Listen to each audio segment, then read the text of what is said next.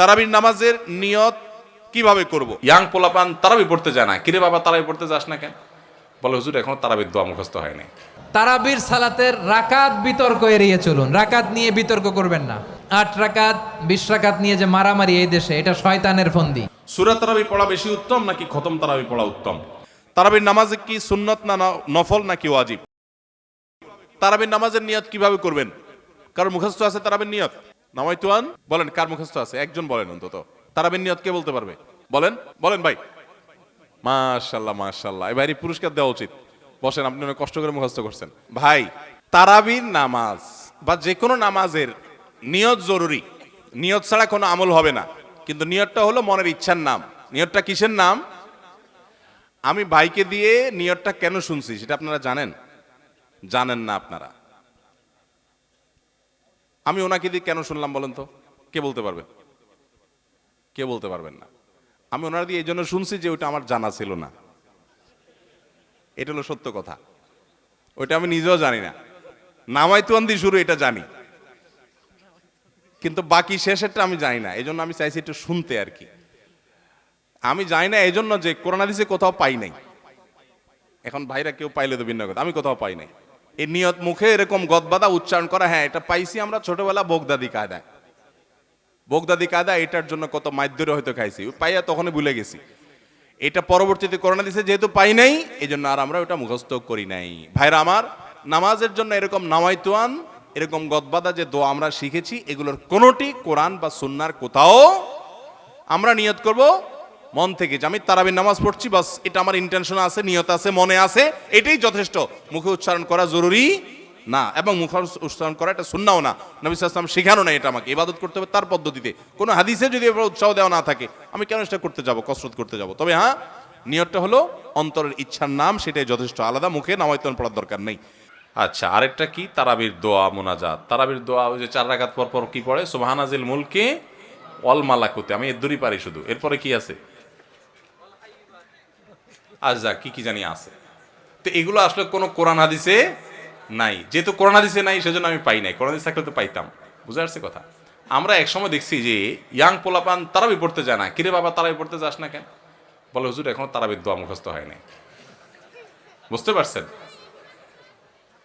তো তারাবির নামাজের জন্য 4 রাকাত পর পর দোয়া পড়া, এটা তারাবির সাথে এর কোনো সম্পর্ক নাই। দোয়া পড়ার কোনো প্রয়োজন নাই। 4 রাকাত পর একটু অবসর দেয় ইমাম সাহেব, এটা রেস্ট। আপনি এটা একটু পানি খাবেন, দরকার একটু হাত পা এদিক সেদিক করবেন, একটু রেস্ট করবেন, একটু শরীরটা এলায়া বসবেন, দরকার একটু পেশাব ওযু করে চলে আসবেন। এটা হলো রেস্টের সময়। তারাবি মানে হলো আরাম করে করে পড়া, 4 রাকাত পর রেস্ট দেওয়া। ওই মধ্যপ্রাচ্যের লোকরা, মিডল ইস্টের লোকেরা আছে, আমাদের দেশেও কোনো কোনো মসজিদে দেখা যায় 4 রাকাত পর পর একটু খেজুর, একটু পানি, একটু চা, একটু খায় মানুষ। তো এটা তো রেস্টের সময়। আপনি রেস্ট না করে কি করতেছেন? ইমাম সাহেব এতক্ষণ পড়ছে, হাবের সাহেব দুমায়া টানছে, আপনি তো এতক্ষণ শুনছেন বসে, কোনো ডিউটি ছিল না। এখন 4 রাকাত পর বরং আপনি আরো ডিউটি শুরু করে দিয়েছেন, সুবহানাজিল মুলকি ওয়াল মালাকুতি। তাহলে রেস্ট হলো না, রেস্টের উল্টাটা হলো? এগুলার কোনো প্রয়োজন নাই। এগুলো কোরআন হাদিসে নাই। কোরআন হাদিসে যেটুকু আছে সেটুকু আপনি তারাবির নামাজে তেলাওয়াত সুন্দর করে মনোযোগ দিয়ে শুনবেন, নামাজ সুন্দর করে পড়বেন, বাস শেষ। এর বাইরে আলাদা কোনো নিয়ত বা দোয়ার প্রয়োজন নাই। আমার প্রিয় ভাইরা, ধীরস্থির ভাবে কোরআন তেলাওয়াত করুন, তাড়াহুড়ো করে নয়। আনাস রাদিয়াল্লাহু তাআলা আনহু বলতেন, রুব্বা কারি লিল কোরআন ওয়াল কোরআনু ইয়ালআনহু। কোরআনের অনেক কারি আছে যারা কোরআন পড়ে কিন্তু সওয়াব পায় না, বরং আল্লাহর কোরআন তার বিরুদ্ধে আল্লাহর দরবারে নালিশ করে আর লানত করতে থাকে। আমরা কি ওইরকম কোরআনের তেলাওয়াতকারী হতে চাই? না। ধীরস্থির ভাবে ওয়ারাত্তিলিল কোরআনা তারতিলা, তারতিলের সাথে পড়বেন। বিষ্ণু ঈসা ইসলাম কানা ইয়ামুদ্দু সাওতাহু মাদ্দান, টেনে টেনে পড়তেন। আলহামদুলিল্লাহি রাব্বিল আলামিন আর রহমানির রহিম মালিকি ইয়াউমিদ্দিন ইয়্যাকা না'বুদু ওয়া ইয়্যাকা নাস্তাঈন ইহদিনাস সিরাতাল মুস্তাকিম সিরাতাল লাযীনা আন'আমতা আলাইহিম গায়রিল মাগদুবি আলাইহিম ওয়ালাদ-দাল্লিন। পড়েন আমিন। কানা ইয়ামুদ্দু সাওতাহু মাদ্দান, টেনে টেনে পড়তেন। ওয়া কানা ইউকাত্তিউ আয়াতাহু ইউকাত্তিউ আয়াতান আয়াতান, প্রত্যেক আয়াত পড়ে পড়ে তিনি থামতেন। এভাবে কোরআন পড়তে হবে।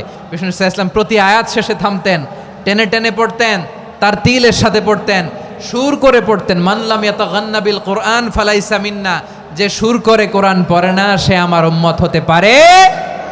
জাইয়িনুল কোরআন বিআসওয়াতিকুম, বিষ্ণু বলেন সুর করে কোরআন পড়বা। অনেকে কোরআনের খতম তুলবার জন্য কোরআনরে একেবারে খতম করে দেয়, এরকম আছে না নাই? কোরআনের খতম তোলার জন্য কোরআনরে কি করে? একেবারে খতম করে দেয় না। আপনি ধীরস্থিরভাবে পড়ে যদি খতম দিতে পারেন মাশাআল্লাহ, না পারলে যতটুকু পারেন পড়বেন। ধীরস্থিরভাবে তারাবির সালাতগুলো যেন আমরা আদায় করি। তাড়াহুড়ো করবেন না আল্লাহর ওয়াস্তে, তাড়াহুড়ো করবেন না, তাহলে কোরআন আমাদের জন্য বদদোয়া করবে। তাড়াহুড়ো করবেন তারাবির নামাজে। তারাবির নামাজ সালাতুত তারাবিহ মানে বিশ্রামের নামাজ, আর আমরা পড়ি সলাতুল কেতার, রেলগাড়ির মতো নামাজ। চিল্লায় বলেন ঠিক কি না?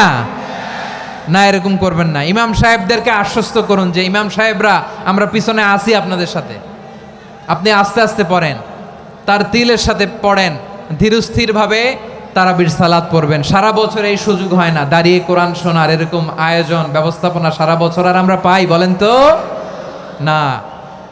তারাবির সালাতের রাকাত বিতর্ক এড়িয়ে চলুন, রাকাত নিয়ে বিতর্ক করবেন না। 8 রাকাত 20 রাকাত নিয়ে যে মারামারি এই দেশে, এটা শয়তানের ফন্দি। চিল্লায় বলেন এটা কার ফন্দি? আমরা 20 রাকাত পড়ি, আপনারা হয়তো 8 রাকাত পড়েন, কোনো অসুবিধা নাই। আমরা যারা 20 রাকাত আমরা পড়তেছি, আমরা 20 রাকাতের কথাই বলি, 20 রাকাত আমরা পড়বো আজীবন। সৌদি আরবে মক্কা মদিনায় 20 রাকাত পড়ে, কোনো অসুবিধা নাই। অন্যান্য মসজিদগুলো 8 রাকাত পড়ে, এই নিয়ে এদের মধ্যে মারামারি আছে? হ্যাঁ, আর এই জন্য রাকাত বিতর্ক এড়িয়ে চলবেন। প্রিয় ভাইয়েরা, আপনার আমল আল্লাহর কাছে কবুল হবে সংখ্যার বিচারে না উত্তমতার বিচারে? বলেন তো, সংখ্যার বিচারে না উত্তমতার বিচারে? উত্তমতার বিচারে। কত চমৎকার ভাবে আপনি আল্লাহর সামনে দাঁড়াতে পারছেন এটা বিবেচ্য। রুকু সেজদাগুলো সুন্দরভাবে করবেন, রুকু থেকে সোজা হয়ে দাঁড়ানো ওয়াজিব, 2 সেজদার মাঝখানে সোজা হয়ে বসা ওয়াজিব। এই তাদিলুল আরকান বাদ দিলে হানাফি মাযহাব মতে সৌ সেজদা দিতে হবে, অন্য মাযহাব মতে নামাজই হবে না, আপনার নামাজই হবে না। এই জন্য ধীরস্থিরভাবে তারাবির সালাত যেন আমরা আদায় করি। পারা যাবে তো ইনশাআল্লাহ? সূরা তারাবি পড়া বেশি উত্তম নাকি খতম তারাবি পড়া উত্তম? অবশ্যই যদি আপনি কোরআনে কারিমের খতম পড়তে পারেন সূরা তারাবির চাইতে সেটা উত্তম, এতে কোনো সন্দেহ নাই। সূরা তারাবিতে তো সামান্য ছোট ছোট আপনি কেরাত পড়বেন, আর খতম তারাবিতে বড় বড় কেরাত পড়বেন। তো কোরআন বেশি তেলাওয়াত করাটা তো অল্প তেলাওয়াত করার চাইতে বেশি উত্তম, সেটা তো বলাই বাহুল্য। এই জন্য অবশ্যই খতম তারাবি উত্তম।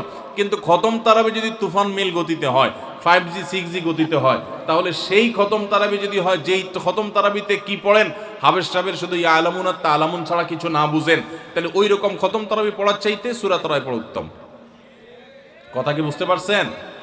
যদি হাবেশ সাহেব মাঝখানে কি পড়ে কিছুই বুঝেন না, শেষে শুধু ইয়া আলামুন আর তা আলামুনের টান দেখে বুঝতে পারলেন যে এখন রুকুতে যাবে, তাহলে এই তারাবি পড়া আর না পড়াতে কোনো পার্থক্য নাই।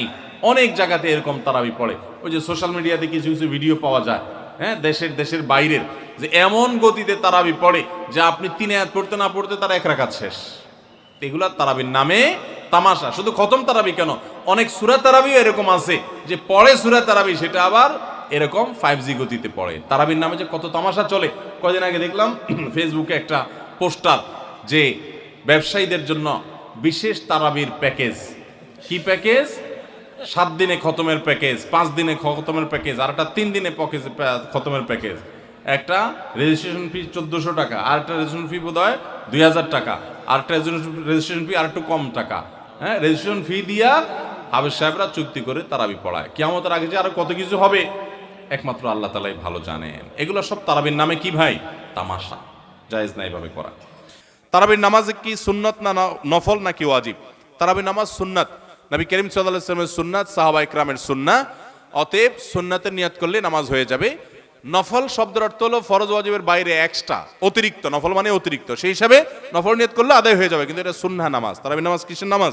সুন্নাহ নামাজ।